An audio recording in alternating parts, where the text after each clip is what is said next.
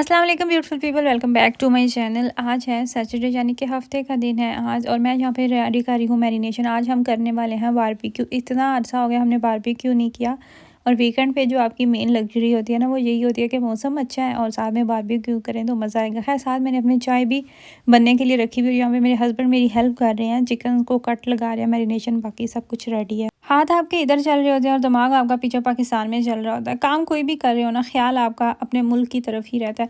और मुझे आप लोगों के साथ एक न्यूज़ शेयर करनी थी। अगर आप अपनी फैमिली को पाकिस्तान पैसे भेजना चाहते हैं तो आप टैप टैप ऐप के ज़रिए पैसे भेज सकते हैं। और ये वाली ऐप मैं आप लोगों को रेकमेंड इसलिए कर रही हूँ कि इसके रेट सबसे अच्छे हैं। हमेशा से आप जब भी पाकिस्तान पैसे भेजना चाहें तो आप खुद देख लीजिएगा कि बाकी जो एप्लीकेशन होते हैं उनके रेट्स क्या होते हैं, और टैप टैप का रेट हमेशा ऊपर होता है। और इसके अलावा जो इनकी सबसे अच्छी बात वो ये कि अगर आप मेरा कोड हफ्सा 10 यूज़ करेंगे तो आपको 10 यूरो एक्स्ट्रा मिलेंगे। 10 यूरो एक्स्ट्रा बोनस पाएँ। और इस ऐप के ज़रिए ना सिर्फ यूरोप से बल्कि यूके, यूएसए, कनाडा और यूएई से भी आप पैसे भेज सकते हैं। पैसे तो हमेशा हमने आए दिन कभी ना कभी भेजने ही होते हैं, तो देर किस बात की, आज ही डाउनलोड करें और इस्तेमाल करें इस ऐप को। अभी आ जाते हैं अपने नॉर्मल के कामों की तरफ।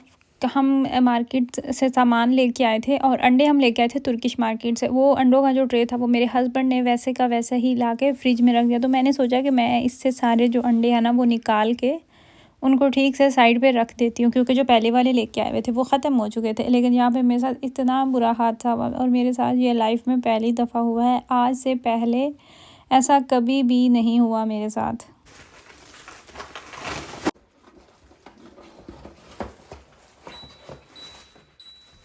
ट्रे को मैंने हाथ में पकड़ के उसकी शीट उतारी तो वो उसके अंदर अंडे थे, तो वो सारे एकदम से नीचे की तरफ गिर गए। इनमें से कितने जो अंडे थे ना वो नीचे गिर के टूट गए, जिनका अफसोस अभी भी मुझे है।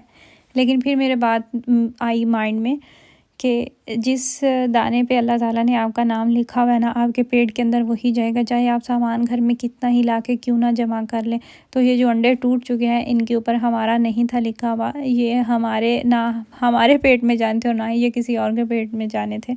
सो इसलिए ये मेरे हाथ से गिर के टूट मेरी हमेशा से कोशिश होती है कि रिस्क मैं ना वेस्ट करूँ। खाना अगर बच भी जाए तो उसको फिर भी ख़त्म करने की कोशिश करती हूँ, फ्रिज में रख देती हूँ। अगर सालन ज़्यादा होगा तो उसको फ्रीज़ कर देती हूँ। मुझे लगता है कि चाहे खाना हो, चाहे रिश्ते हों, चाहे पैसे हों, कुछ भी क्यों ना हो, अगर आप किसी भी चीज़ की नाकदरी करते हैं ना तो वो चीज़ आपसे छीन ली जाती है। और खाने के मामले में, रिज़्क के मामले में हमेशा से ही मेरा ये माइंड है कि एक तिनका जो है ना, एक दाना भी आपका वेस्ट नहीं होना चाहिए। और अंडे टूटे कुछ नीचे और कुछ ये गिरे कारपेट के ऊपर, तो इनकी वजह से मुझे इतना टाइम लगा फ़र्श क्लीन करने में। और अंडों की आपको पता है कि स्मेल भी होती है, वो मुझे अलग से थी कि यहाँ से स्मेल ना आए। और फिर मुझे ये जो कारपेट है ना उसको भी वॉश करना पड़ा था। मुझे नहीं लगता कि आप लोगों में से बहुत से ऐसे लोग होंगे जिन्हें इस चीज़ का नहीं पता होगा। मैं खुद भी बहुत हैरान हुई थी ये वाली न्यूज़ जब मैंने सुनी, और इस तरह की ख़बरें मैं आए दिन खुद पढ़ रही होती हूँ। और जिन औरतों के साथ ये मसले होते हैं मैं वो पढ़ रही होती हूँ। जर्मनी में तलाक़ की शरह बहुत ज़्यादा है। पाकिस्तानी कपल्स की यहाँ पे आए दिन सेपरेशन हो रही होती है। मैंने फ़ेसबुक पे कुछ ग्रुप्स ऐसे जॉइन कर रखे हैं और वहाँ पे अच्छी खासी कम्युनिटी है पाकिस्तानी जो जर्मनी में रहते हैं। तो वहाँ पे आए दिन इस तरह की न्यूज़ आई होती है। पाकिस्तान से यहाँ पे पहुँचते हैं और कोई ना कोई मसला होता है तो वहाँ पे सेपरेशन हो जाती है। अब ये नहीं कह सकते कि हर जोड़े में मसला ये होगा कि हस्बैंड की गलती होगी, कि सिर्फ हस्बैंड ही गलत हो, या फिर ये भी नहीं कह सकते कि हर कपल में सिर्फ औरतें ही गलत हों। ऐसा नहीं हो सकता, दोनों तरफ से ऐसा होता है। और जो मेजॉरिटी है ना, जो ज़्यादा है मसला, वो यही होता है कि लड़कों को इशू होते हैं। पाकिस्तान से बीवियों को बुलाते हैं जो लेडीज़ अपनी प्रॉब्लम्स शेयर कर रही होती हैं। लेकिन मैं इस चीज़ को लेके बहुत हैरान होती हूँ कि यहाँ पे ऐसा क्यों होता है। आखिर जर्मनी में ही ऐसा क्यों कि इतनी मुश्किल से पाकिस्तान से बीवी के डॉक्यूमेंट्स बनवाते हैं, वहाँ पे इतना टाइम लगता है। अब तो अपॉइंटमेंट लेने के लिए आप जाते हैं तो सीधा सीधा आपको 24 मंथ्स का वो टाइम दे देते हैं कि बाकी सारे काम बाद में 24 महीने जो कि 2 साल बनते हैं वो आप इंतज़ार करें, आपकी अपॉइंटमेंट आएगी, उसके बाद आपके वीज़े का सारा जो प्रोसेस है ना वो स्टार्ट किया जाता है। और फिर आप जब लैंग्वेज सीखते हैं उस पर इतना ख़र्चा होता है। यहाँ पे आते आते आपका अच्छा खासा ख़र्चा हो जाता है, फिर आप इतना इंतज़ार करते हैं और यहाँ पे आते ही आपके मसले शुरू हो जाते हैं, जो कि बहुत ही सैड न्यूज़ है। और मैं आपको ये भी क्लियर कर दूं कि जर्मनी में देसी माहौल नहीं है जिस तरीके से इटली में, अमेरिका में या फिर कनाडा में, यूके में होता है। बहुत सारे फैमिली मेम्बर्स एक ही घर में रह रहे होते हैं। इटली और यूके में तो ये बिल्कुल नॉर्मल सी बात है। जैसे पाकिस्तान में जॉइंट फैमिली सिस्टम होता है, वहीं पे एक घर में सब रह रहे होते हैं।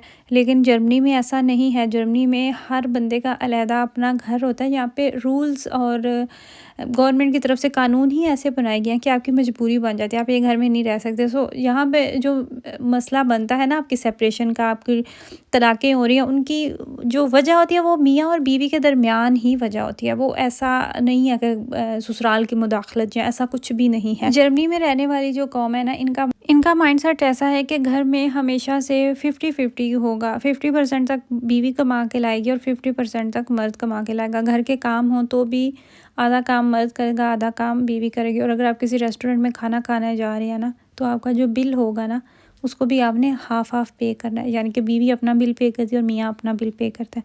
तो यहाँ पे पलने वाले बच्चों का भी बहुत से ऐसे बच्चों का सेम यही माइंडसेट हो जाता है, और जिसका मसला बाद में उनकी बीवियों को बनता है, उनको सामना करना पड़ता है इस परेशानी का। मैंने बहुत सारे ऐसे कपल्स देखे जहाँ पे बीवी जॉब नहीं करना चाहती, लेकिन खामद उसे फ़ोर्स करता है कि नहीं तुम जॉब करोगे।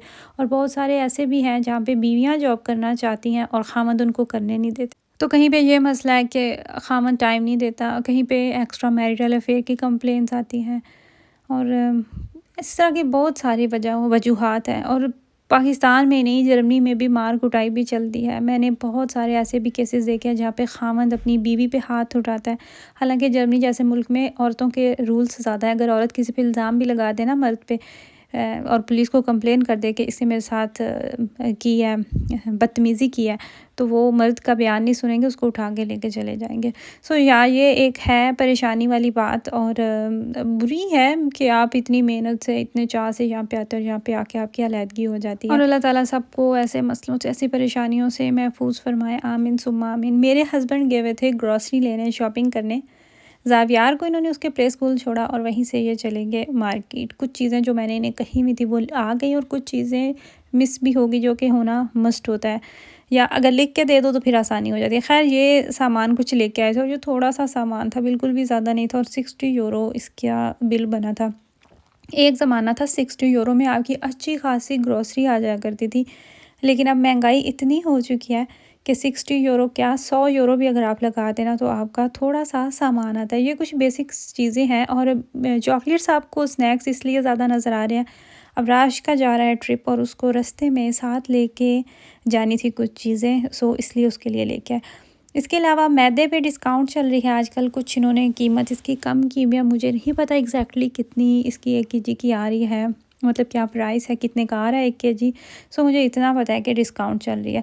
और ये वाला जो अभी आप मेरे हाथ में देख रहे हैं ना आटा, ये मैदा ही है, और इसी मैदे से हम नान बना रहे होते हैं, समोसे बना रहे होते हैं। खैर वो वाला कारपेट है जिसके ऊपर अंडे गिरे थे और कारपेट गंदा हो गया था। इसको मैंने भिगो के रखा, तकरीबन 6 से 7 घंटे तक ये भीगा रहा। उसके बाद मैंने इसको ब्रश की मदद से अच्छी तरह क्लीन कर दिया। और यहाँ पे मैं सोच रही थी कि चलो अच्छा ही हुआ, बहाना बना अंडे टूटने का, लेकिन इसी बहाने जो कारपेट है ना, ये भी एक दफ़ा क्लीन हो गया। आई होप कि आपको वीडियो अच्छी लगी होगी। दुआओं में याद रखिएगा। अल्लाह हाफिज़।